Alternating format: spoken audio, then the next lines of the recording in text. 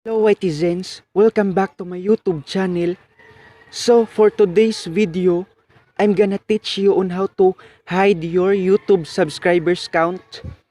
But before we start, please don't forget to subscribe and turn on the notification bell so that you will get updated to my latest videos.